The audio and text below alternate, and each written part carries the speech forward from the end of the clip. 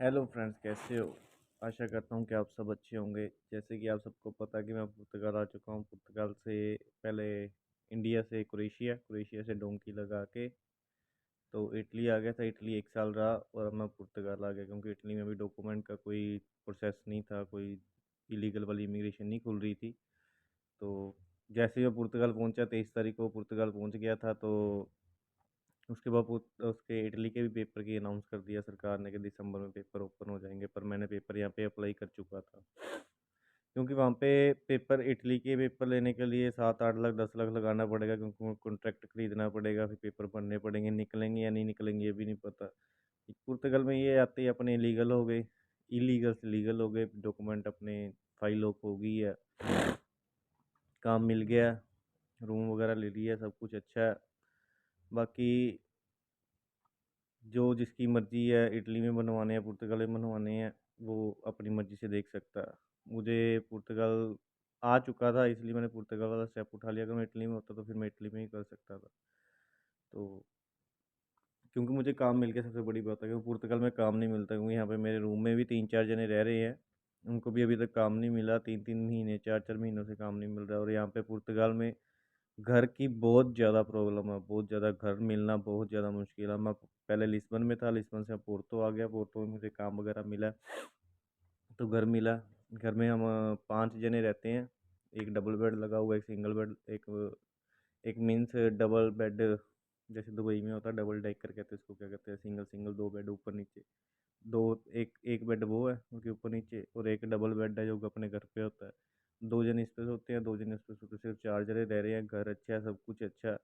चलो भगवान की दया से काम भी मिल गया, कोई 7-8 10 दिन में काम मिल गया था, क्योंकि मैंने बहुत ज़्यादा मेहनत की। मैं सुबह 9 बजे निकलता था, रात को 12 बजे आता था। कोई रेस्टोरेंट ऐसा नहीं, कोई दुकान ऐसी नहीं जिनसे मैंने काम ना पता किया हो। क्योंकि ज़्यादातर तो यहाँ पे कंस्ट्रक्शन का ही ज़्यादा काम है, पर मैं कंस्ट्रक्शन में नहीं जाना चाहता था, इसलिए मैंने रिज्यूम वगैरह बांट के अपना काम रेस्टोरेंट में ढूंढ लिया। क्योंकि मैं इटली में था, रेस्टोरेंट में काम किया था, मुझे इसलिए रेस्टोरेंट का ही ज़्यादा एक्सपीरियंस था। तो बाकी काम कार की कमी कहाँ पे भी नहीं होती। ये कहने की बात है, अभी काम कार नहीं है पुर्तगाल में, ये नहीं है वो नहीं है। मुझे इतना पता है, या तो आप जो यहाँ पे एशियन लोग हैं उनको पैसे दे के लगना चाहो तो वो भी लगा देते हैं। नहीं, अगर काम मिल रहा तो पैसे दे के भी आप लग सकते हैं। यहाँ पे कंपनियाँ भी है, प्लेसमेंट ऑफिस भी हैं, जहाँ से आप काम के लिए अप्लाई कर सकते हैं।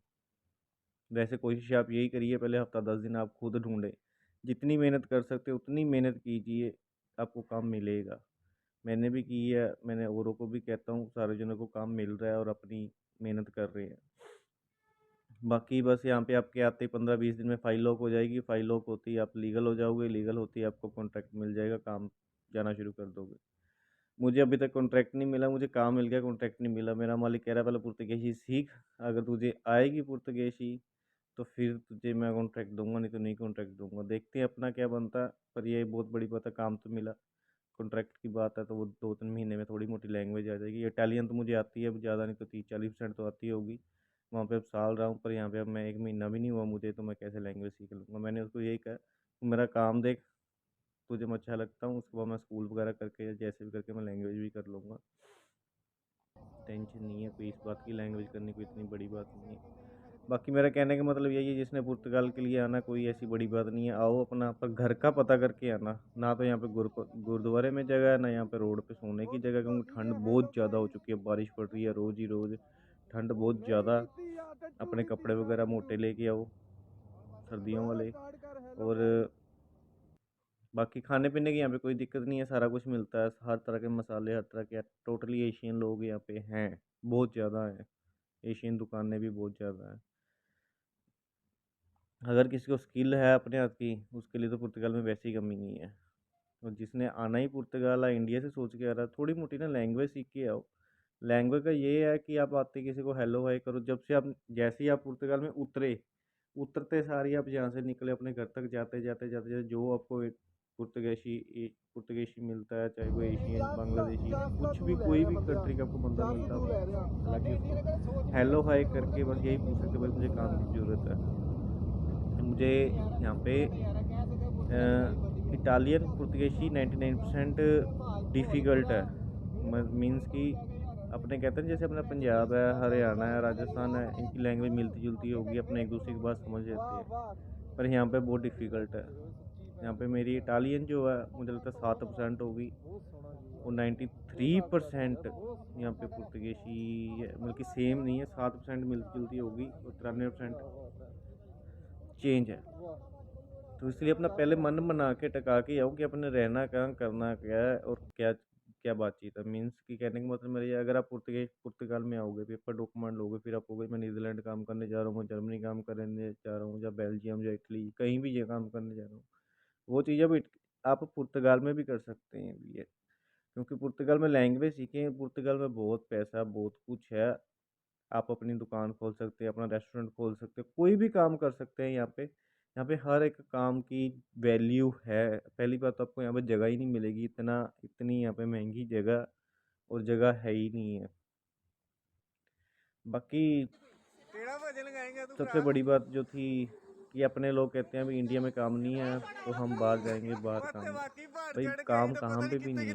अगर आप कह रहे हो ना इंडिया में काम नहीं है तो काम बाहर भी नहीं है। अगर काम इंडिया में भी है तो बाहर भी है। कहने का मतलब ये सिर्फ एक ढूंढने का मकसद है। अगर तो आप इंडिया में बैठ के बहुत कुछ कर सकते हो, अगर आपका मन नहीं बाहर आने का है तो बाहर आके बहुत ज़्यादा मेहनत करनी पड़ेगी। उसका जैसे अपने बाहर किसी की फ़ोटो दिखती है या किसी को कहते हैं यार बंदा बाहर आया, मुझे फ़ोन नहीं करता, मेरे पास टाइम नहीं। बाहर की लाइफ इतनी बिजी है ना, आपके पास टाइम नहीं होगा।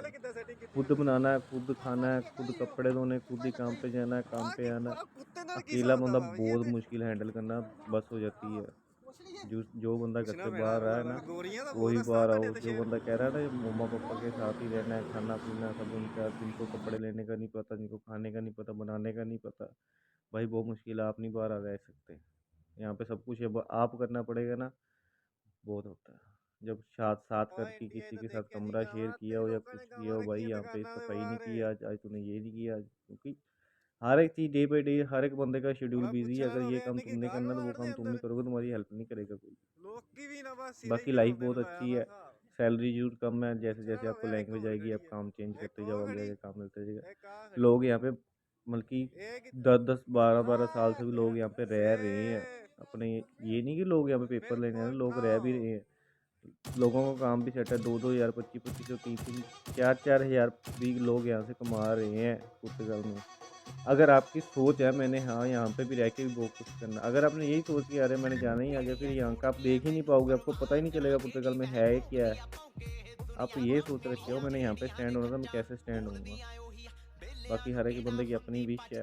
किसी ने पेपर लॉक करवाने हो या पुर्तगाल के अलावा किसी को और कोई हेल्प चाहिए हो तो आप मुझे मैसेज कॉन्टैक्ट कर सकते हैं। अगर किसी ने शॉर्ट शेंगन वीज़ा लेना हो तो वो भी मेरे से कॉन्टैक्ट कर सकता है। राम श्याम, सत श्री अकाल। मिलते हैं अगली नई वीडियो में।